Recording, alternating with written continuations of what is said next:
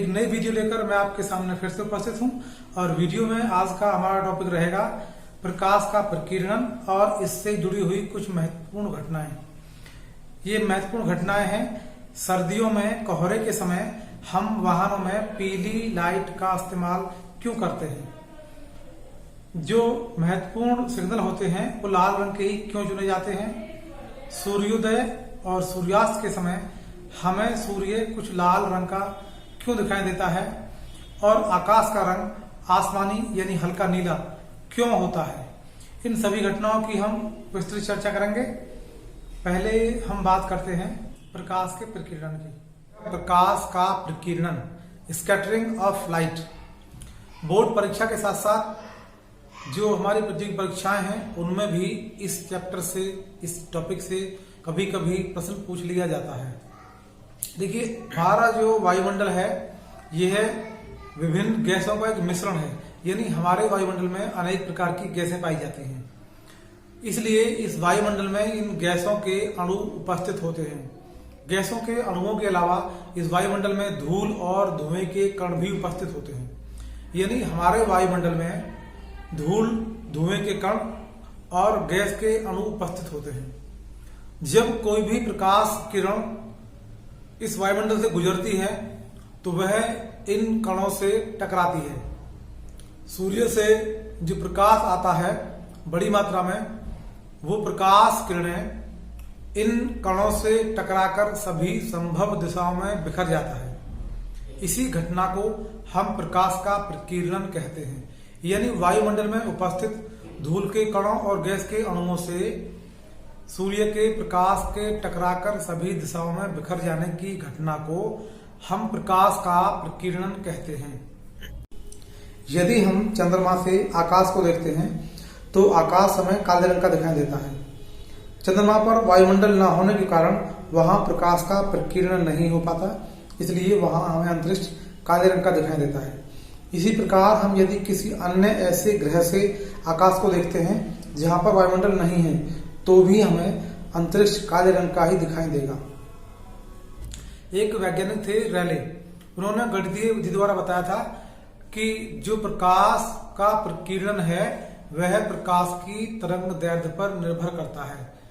तरंग दैर्ध्य लैम्डा के चतुर्थ घात के व्युत्क्रमानुपाती होता है, अर्थात प्रकाश का प्रकीर्णन समानुपाती 1/λ की घात 4। यहाँ लैम्डा प्रकाश की तरंग दैर्ध्य ही है। देखिए, यहाँ लैम्डा की घात 4 है। इसका मतलब यह है कि प्रकीर्णन जो होता है वो लैम्डा पर निर्भर तो करता है लेकिन बहुत तेजी से बदलता है। घात 4 होने के कारण अगर हम लैम्डा को केवल 2 गुना कर देते हैं तो 2λ की घात 4 करने पर यह 16λ की घात 4 हो जाती है। तो लैम्डा को थोड़ा सा ही बदल देने पर प्रकीर्णन का मान बहुत अधिक बदल जाता है। देखिए, प्रकीर्णन जो है वो व्युत्क्रमानुपाती होता है लैम्डा की घात 4 के। इसका मतलब ये हुआ कि लैम्डा को बढ़ा देने से प्रकीर्णन बहुत अधिक कम हो जाता है, या लैम्डा को कम कर देने से प्रकीर्णन बहुत अधिक बढ़ जाता है। तो इस प्रकीर्णन पर व्यवहारिक जो घटनाएं हैं जिन्हें हम देखते हैं उनमें पहला हमारा है वायुमंडल का आसमानी दिखाई देना। देखिए, सूर्य से जो प्रकाश हम तक पहुंचता है वह वायुमंडल में कई 100 किलोमीटर तक गुजरता है। यानी पृथ्वी के ऊपर काफी ऊंचाई तक वायुमंडल है जिसमें ये अलग अलग गैसें और धूल धुएं के कण उपस्थित होते हैं। हालांकि वायुमंडल की ऊंचाई बढ़ने के साथ साथ ये धुएं के कण और गैस के जो अणु हैं वो बहुत कम होते चले जाते हैं, फिर भी वायुमंडल में बहुत ऊंचाई तक ये सभी अणु और ये धुएं और धूल के कण उपस्थित रहते हैं। जब सूर्य से आने वाला प्रकाश पृथ्वी तक पहुंचता है तो पृथ्वी पर पहुंचने से पहले यह इसी वायुमंडल से होकर गुजरता है और वायुमंडल में उपस्थित गैसों के अणुओं और धूल व धुएं के कणों से टकराता है। टकराने के पश्चात ये प्रकाश किरणें सभी संभव दिशाओं में बिखर जाती हैं। बिखरने के पश्चात हम देखते हैं कि इनका बिखराव अलग अलग रंगों के लिए अलग अलग होता है। देखिए, सूत्र के अनुसार जो प्रकाश बिखरता है वह लाल रंग के लिए सबसे कम बिखरता है, क्योंकि लाल रंग के लिए तरंग दैर्ध्य सबसे अधिक होती है। इसके विपरीत बैंगनी रंगों के लिए प्रकाश सबसे अधिक बिखरता है, क्योंकि बैंगनी रंग के लिए तरंगदैर्घ्य सबसे कम होती है। अगर हम देखें तो लाल रंग के लिए प्रकाश की तरंगदैर्घ्य लगभग 7800 यानी 7800 एंगस्ट्रॉम होती है। इसके विपरीत बैंगनी रंग के लिए प्रकाश की तरंगदैर्घ्य 3900 एंगस्ट्रॉम होती है। यानी लाल रंग की तरंगदैर्घ्य जो है वह बैंगनी रंग की तरंगदैर्घ्य की दोगुनी है। यदि हम लाल रंग की तरंगदैर्घ्य को लैम्डा आर एवं बैंगनी रंग की तरंगदैर्घ्य को लैम्डा वी से दर्शाएं तो हम आसानी से लिख सकते हैं कि लैम्डा आर बराबर 2 लैम्डा वी। अब यदि हम इन दोनों की घात 4 लगाते हैं तो 4 घात लगाकर हल करने के बाद हमको मिलता है लैम्डा आर की घात 4 बराबर 16 गुणा लैम्डा वी की घात 4। देखिए जो तरंगदैर्घ्य का घात 4 करने के बाद हमको मिलता है मान जो भी है वह बैंगनी रंग की अपेक्षा लाल रंग के लिए 16 गुना अधिक है। 16 गुना अधिक हो गया लाल रंग के लिए। इसका मतलब सीधा सा है कि जब प्रकाश बिखरेगा तो लाल रंग का प्रकाश बैंगनी रंग की अपेक्षा 16 गुना कम बिखरेगा। हम उल्टा कहें तो हम ये कह सकते हैं कि बैंगनी रंग का प्रकाश लाल रंग की अपेक्षा 16 गुना अधिक बिखरेगा। देखिए बैंगनी रंग से थोड़ी सी अधिक तरंगदैर्घ्य होती है आसमानी रंग की, और उससे थोड़ी सी अधिक होती है नीले रंग की। इस प्रकार जो सबसे अधिक रंग बिखरता है वह बिखरता है बैंगनी रंग, उससे थोड़ा सा जो कम बिखरता है वह आसमानी, और उससे कम नीला।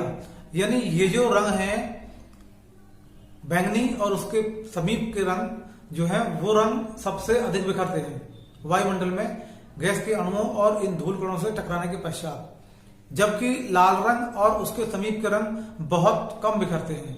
तो जो अधिक बिखरने वाले रंग हैं बैंगनी, आसमानी और नीले, उन सबका मिला जुला जो औसत प्रभाव है वो हमको लगभग हल्का आसमानी दिखाई देता है। तो इन रंगों में जो सबसे कम बिखरता है वो लाल और उसके समीप के रंग हैं, और सबसे जो अधिक बिखरते हैं वो बैंगनी और उसके समीप के रंग हैं। बैंगनी और इसके समीप के जो रंग हैं उनका औसत प्रभाव लगभग आसमानी रंग का दिखाई देता है। तो इसीलिए हमको आकाश का रंग आसमानी या हल्का नीला दिखाई देता है। दूसरा हमारा था कि सूर्यास्त एवं सूर्योदय के समय सूर्य जो है वो हल्का सा लाल दिखाई देता है, दोपहर को ऐसा नहीं होता। देखिए हमारी जो पृथ्वी है वो गोल है और उसके चारों तरफ एक आवरण है गैसों का। इस चित्र में आप देख रहे हैं मैंने इसमें ये पृथ्वी मान ली है और इसके बाहर हल्का सा रंग दे दिया है वायु को। हालांकि वायु रंगहीन होती है, इसका कोई रंग नहीं होता, लेकिन मैंने आपको समझाने के लिए ये पृथ्वी के चारों तरफ हल्का सा रंग दिखा दिया है वायुमंडल को दर्शाने के लिए। देखिए ये जो वायुमंडल है ये काफी ऊंचा है पृथ्वी तल से कई 100 किलोमीटर तक। अब जब सूर्यास्त होता है और सूर्योदय होता है तो उस समय जो प्रकाश की किरणें हम तक पहुंचती हैं, देखिए वह दोपहर की अपेक्षा वायुमंडल में बहुत लंबी दूरी तय करती हैं, जबकि दोपहर में जो प्रकाश किरणें हम तक पहुंचती हैं वह सुबह और शाम की अपेक्षा बहुत कम दूरी तय करती हैं। तो सामान्य सी बात है जब प्रकाश किरणें वायुमंडल में अधिक दूरी तय करेंगी तो अधिक समय तक रहेंगी और अधिक धूल के कणों एवं गैस के अणुओं से भी टकराएंगी। अधिक टकराएंगी तो प्रकीर्णन भी अधिक होगा। यानी सुबह को और प्रकाश का प्रकीर्णन है वो अधिक मात्रा में होता है, दोपहर को प्रकाश का प्रकीर्णन बहुत कम मात्रा में होता है, जबकि शाम और सुबह को जो प्रकाश का प्रकीर्णन है वह बहुत अधिक मात्रा में होता है। सुबह और शाम को जो प्रकीर्णन अधिक मात्रा में होता है तो हम पढ़ा चुके हैं कि अधिक जो प्रकीर्णन है वह बैंगनी, आसमानी और नीले रंग के लिए अधिक होता है। इसके विपरीत जो दूसरे सिरे के रंग हैं लाल, बैंगनी और पीले के लिए अपेक्षाकृत प्रकीर्णन कम होता है। तो अधिक प्रकीर्णन के कारण नीले, आसमानी या बैंगनी रंग की किरणें हम तक कम पहुंच पाती हैं। जो प्रकाश का प्रकीर्णन कम होता है वह लाल और उसके समीप के कुछ रंग होते हैं। तो हमारे पास जो पहुंचता है शाम को और सुबह को वह अधिक मात्रा में लाल, नारंगी और पीला ही पहुंचता है, और इन तीनों रंगों का मिला जुला जो प्रभाव है हमको हल्का लाल दिखाई देता है। इसीलिए सूर्य जब उदय होता है तब और अस्त होता है तब दोनों ही बार हल्का सा लाल रंग का दिखाई देता है। चलिए आगे चलते हैं। तीसरा कारण था सिग्नल लाल रंग के क्यों चुने जाते हैं। देखिए, हम जो ऊंचे ऊंचे बिल्डिंगों पर, टावर पर लगाते हैं लाइट, वो लाल रंग की चुनी जाती है। इसका कारण यही होता है कि लाल रंग का प्रकीर्णन वायुमंडल में सबसे कम होता है और अन्य रंगों का प्रकीर्णन वायुमंडल में सबसे अधिक होता है। यदि हम इस सिग्नल को बहुत दूर से देखेंगे तो हमको अन्य रंगों की अपेक्षा ये लाल रंग का सिग्नल स्पष्ट दिखाई देगा, क्योंकि लाल रंग का जो प्रकीर्णन है वो सबसे कम होता है। इसलिए इस लाल रंग के सिग्नल को हम बहुत दूर से भी आसानी से देख सकते हैं। हेलीकॉप्टर जब उड़ रहा होता है तो हो सकता है कि उसकी ऊंचाई बहुत कम हो और टावर को वो न देख पाए, इसलिए टावर पर लाल लाइट लगाई जाती है ताकि वो दूर से स्पष्ट दिखाई दे सके और हम किसी भी दुर्घटना से बच सकें।